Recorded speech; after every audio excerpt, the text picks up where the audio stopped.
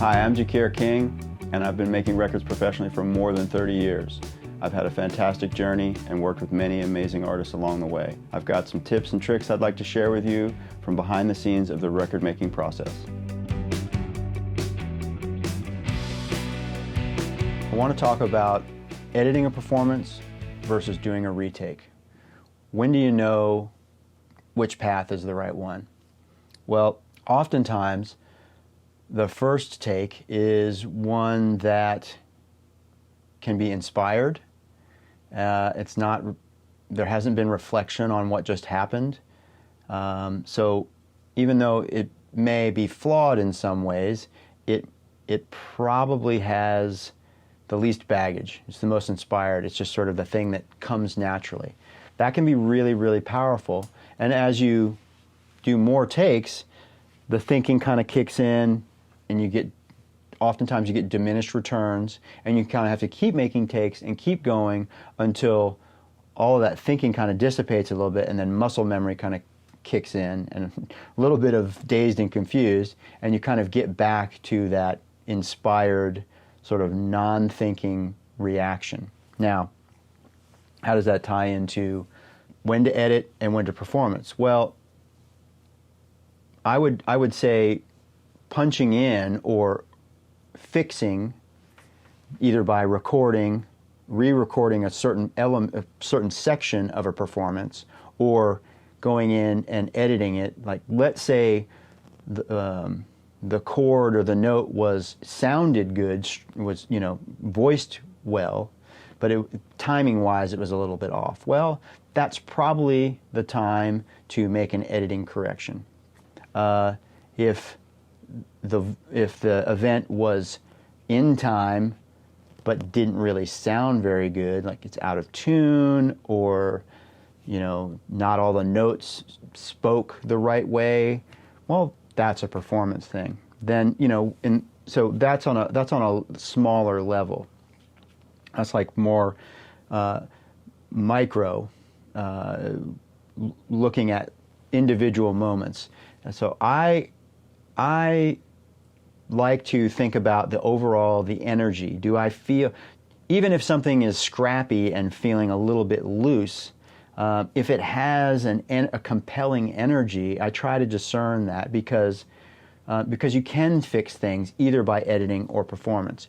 Knowing when to do one is kind of situational, and it does take a little bit of experience, but in the macro view is like, is it exciting? Is the overall exciting and compelling? Because then you can, in the micro, decide, well, do I just need to move this snare drum event, or do I need to re-record it because it sounds like you almost missed the drum, right? Kind of thing. And then, listening in the macro to the whole performance, that compelling energy. Am I distracted from that energy at any given point in what I'm listening to?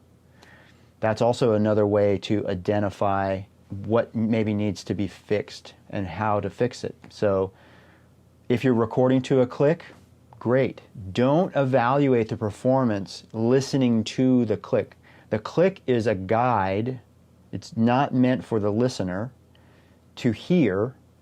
It's a guide for the musicians to sort of stay on track. Now, I go back and forth whether I like to use click or not. For me, it depends on the production and the outcome I'm after. Regardless of whether you use one or not, it is the performance compelling. If you have used one, don't listen to the performance. Don't measure the performance against the click. The click is a constant. It has no feel. There's no musicality. So it's a reference point, and turn it off, because a performance is going to have give and take. It's going to, at certain moments, it's going to rush forward, and other moments it's going to pull back.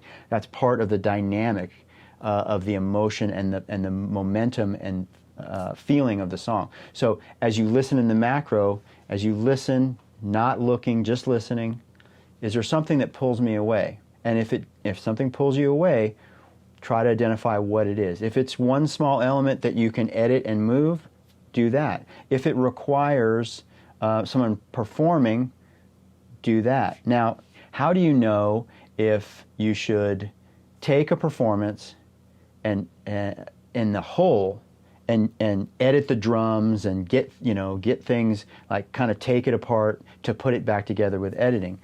Well, editing will not make something sound compelling. So it has to sound compelling, and then editing is a useful tool. Or taking the first half of one take and the second half of another take and editing them to put them together so that the whole thing, the whole record is compelling. The only way that you're going to get something compelling is primarily through performance.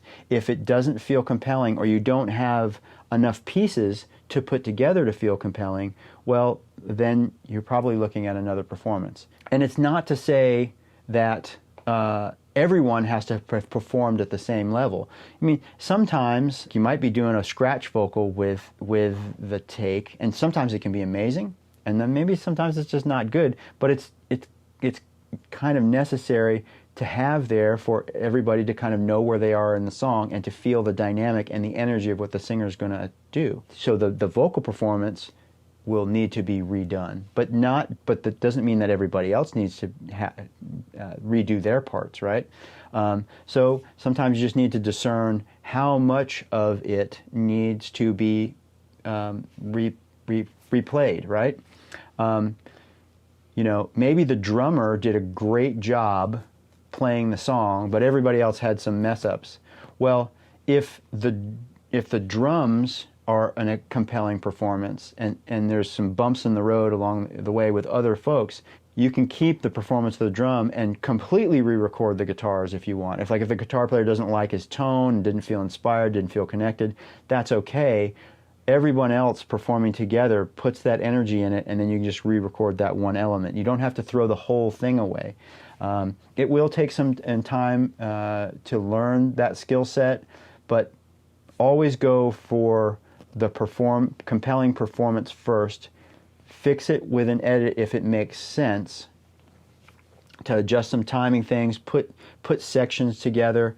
But if it's not exciting, if it's not a compelling performance, not a perfect performance, a compelling performance, then yeah, you probably need to continue to record in whole or part.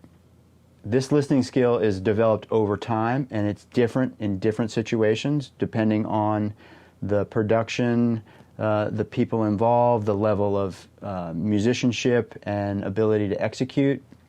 These are learned skills, and sometimes maybe someone's not up to the task and you are going to have to edit them, but just because maybe they're not performing at the level you want them to, don't stop them from trying. Encourage them to get the best possible performance, because that will mean less editing, and the more you have to edit something, the more human element and inspiration and compelling element, sort of that intangible compelling element you take out of it. So use editing as a secondary measure to get a performance that you can't really quite get to be the level you want it to be, to over the finish line.